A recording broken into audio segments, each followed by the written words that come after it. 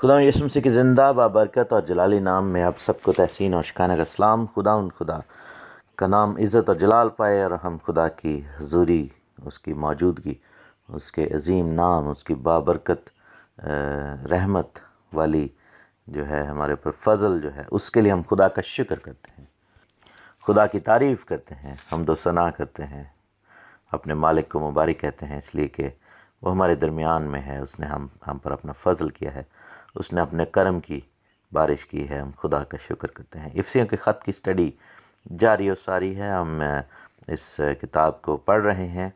آج ہم دوسرے باب کی 15ویں آیت سے شروع کریں گے، کیونکہ 14 آیت تک ہم نے پڑھ لیا۔ لکھا ہے کہ چنانچہ اس نے اپنے جسم کے ذریعہ سے دشمنی، یعنی وہ شریعت جس کے حکم ضابطوں کے طور پر تھے، موقوف کر دی، تاکہ دونوں سے اپنے آپ میں ایک نیا انسان پیدا کر کے صلح کرا دے، اور صلیب پر دشمنی کو مٹا کر اس کے سبب سے دونوں کو ایک تن بنا کر خدا سے ملائے۔ اور اس نے آ کر تمہیں جو دور تھے اور انہیں جو نزدیک تھے دونوں کو صلح کی خوشخبری دی، کیونکہ اسی کے وسیلہ سے ہم دونوں کی ایک ہی روح میں باپ کے پاس رسائی ہوتی ہے۔ بس اب تم پردیسی اور مسافر نہیں رہے، بلکہ مقدسوں کے ہم وطن ہو اور خداوند کے گھرانے کے ہو، اور رسولوں اور نبیوں کی نیو پر، جس کے کونے کے سرے کا پتھر خود یسوع مسیح ہے، تعمیر کیے گئے ہو۔ اسی میں ہر ایک عمارت مل ملا کر خداوند میں ایک پاک مقدس بنتا جاتا ہے، اور تم بھی اس میں باہم تعمیر کیے جاتے ہو، تاکہ روح میں خدا کا مسکن بنو۔ خوبصورت آیات، بیوٹیفل ایکسپلینیشن۔ پالوس رسول نے یہاں پر زبردست طریقے سے اگین ایک انالوجی کو یوز کیا ہے۔ پہلی بات، فرسٹ اینڈ فارموسٹ، یہ کہ شریعت کی بات ہو رہی ہے کہ جس کے حکم ضابطوں کے طور پر تھے، موقوف کر دی۔ یہ کس حصے کی بات ہو رہی ہے یہاں پر؟ کیونکہ ساری شریعت تو ختم نہیں ہوئی، اور ایک اور بھی بہت سارے جو ہمارے بہن بھائی دوست ہیں جو یہ خیال کرتے ہیں کہ شریعت ختم ہو گئی، تو وہ عموماً یہ آیت دیتے ہیں کہ دیکھیں یہاں پر لکھا ہوا ہے۔ پہلی تو بات یہ ہے کہ یہاں پر یہ نہیں لکھا کہ ختم کر دی گئی، لکھا کہ موقوف کر دی گئی، یعنی کہ وقفہ آ گیا۔ وہ ادھر ہی ہے جو چیز موقوف کی گئی، لیکن اس کو پاز پہ کر دیا گیا۔ سو جب وہ پاز پہ ہے، جب وہ موقوف ہے، تو اس کا مطلب یہ نہیں کہ وہ ختم ہو گئی یا ریموو کر دی گئی۔ یہاں پر ہم غور سے دیکھیں گے۔ سو موقوف کا مطلب یہ ہے کہ تھوڑی دیر کے لیے اس کو روک دیا گیا ہے، ختم نہیں کیا گیا، اس کو پیچھے نہیں کیا گیا، اس کو ہٹایا نہیں گیا، اس کو ریپلیس نہیں کیا گیا، اس کو روک دیا گیا۔ اور اس کو جو چیز رکتی ہے وہ دوبارہ جاری بھی ہو جائے گی، کیونکہ ایک ٹائم آئے گا کہ جب دوبارہ اس چیز کی ضرورت پڑے گی۔ لیکن غور سے اگر دیکھیں تو لکھا ہے کہ وہ شریعت جس کے حکم ضابطوں کے طور پر تھے، یعنی کہ خداوند کی شریعت کے حصوں کی بات ہو رہی، تو ضابطوں کے حکم کیا تھے؟ ضابطوں کے حکم جو تھے یہ کہانت سے تعلق رکھتے تھے، ہیکل کے اندر کی جو باتیں تھیں ان سے تعلق رکھتے تھے، کیونکہ بیچ کی دیوار جو تھی وہ ہیکل میں ہی تھی۔ اس میں ختنے کا قانون بھی ہے، کیونکہ مختون اور نامختون کی بات اوپر کی ہے، تو جسم کے ختنے کے مقابلے میں ہم روح کے یعنی دل کے ختنے کی بات کو دیکھتے ہیں۔ غیر قوم سے جو لوگ آئے ان کو دل کا ختنہ جو ہے وہ، یا کوئی بھی شخص مسیح میں آئے تو پہلے اسے دل کا ختنہ کروانا پڑے گا۔ تو یہ کہانت کی بات ہے، اور اس کا ثبوت ہم کیا دیکھتے ہیں؟ ثبوت کے طور پر ہم دیکھتے ہیں کہ خداوند نے ہیکل کو ریموو کر دیا تھوڑی دیر کے لیے۔ وہ تھوڑی دیر جو ہے وہ 2000 سال کی بات ہے، اور یہ تب تک ایسا رہے گا جب تک تیسری ہیکل نہیں بنتی، یعنی جب تک 1000 سال کی بادشاہی نہیں آ جاتی۔ تو ہیکل اگر ریمووڈ ہے تو کہانت موقوف ہے۔ کہانت موقوف ہے تو کہانت سے جڑے ہوئے سارے قوانین موقوف ہیں، ان کو ہم چاہ کر بھی پورا نہیں کر سکتے، ان کو ہم چاہ کر بھی ہم جو ہے وہ ان کو ٹھیک نہیں کر سکتے، ان کو ٹھیک طریقے سے پرفارم نہیں کر سکتے۔ اور اس کے لیے کیا خداوند نے کیا کہ ہیکل کا درجہ جو ہے وہ ہمیں دے دیا، یعنی ہم پاک روح کے لیے زندہ مقدس بن گئے، خداوند کی ہیکل بن گئے۔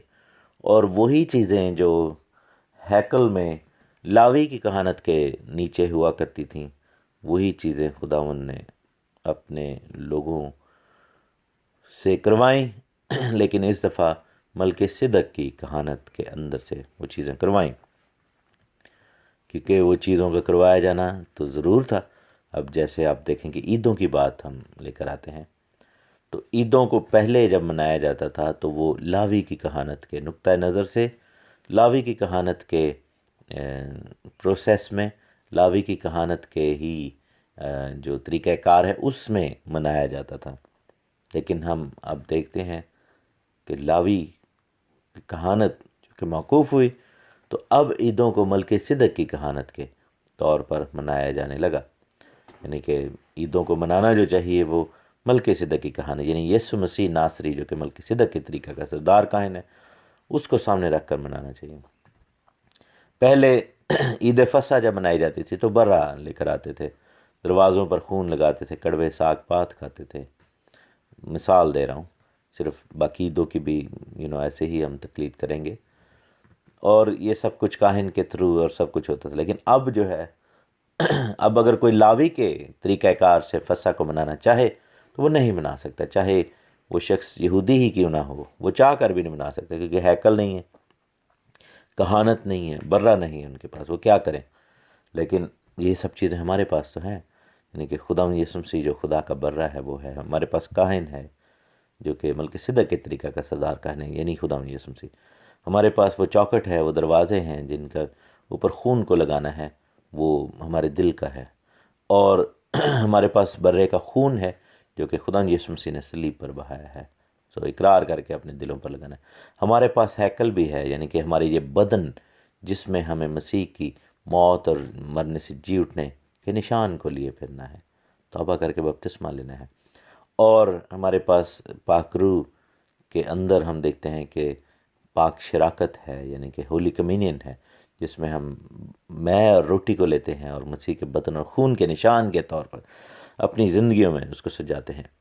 تو ہر چند کے شریعت کے ضابطے جو تھے وہ موقوف کیے گئے، لیکن ہمارے لیے جو ہے وہ جاری بھی کیے گئے ڈیفرنٹ طریقہ کار کے ساتھ۔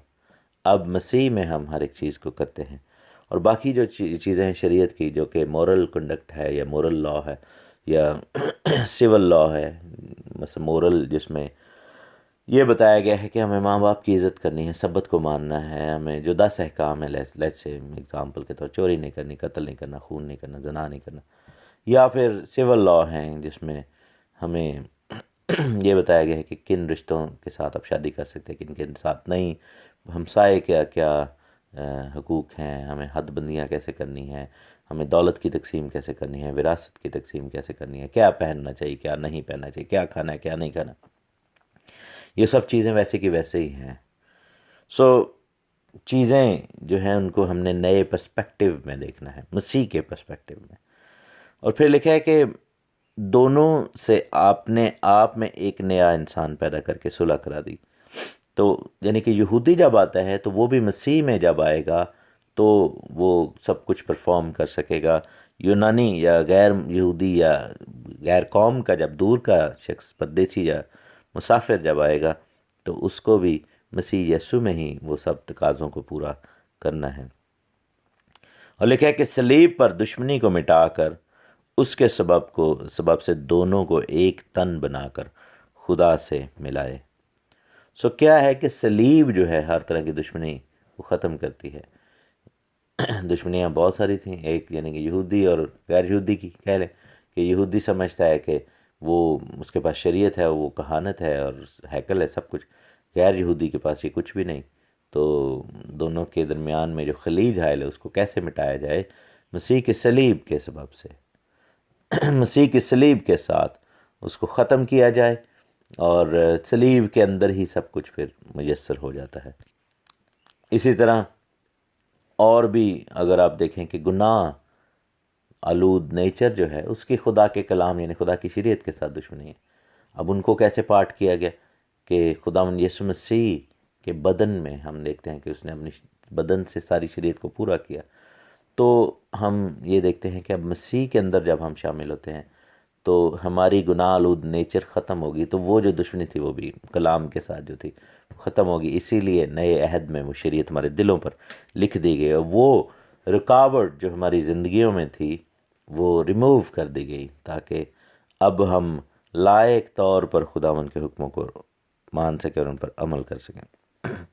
اور لکھا ہے کہ اس نے آ کر تمہیں جو دور تھے یعنی غیر قوم، دور سے مراد یہ ہے کہ غیر قوم کی بات ہو رہی ہے، ہم جو دور تھے، ہم ہیکل میں نہیں تھے، ہم کہانت میں نہیں تھے، ہم وعدے کی نسل میں سے نہیں تھے، اور انہیں جو نزدیک تھے یعنی کہ جو یہودا کے گھرانے، اسرائیل کے گھرانے کے لوگ ہیں، لکھا ہے کہ دونوں کو صلح کی خوشخبری دی، کیونکہ اسی کے وسیلہ سے ہم دونوں کو ایک ہی روح میں باپ کے پاس رسائی ہوتی ہے۔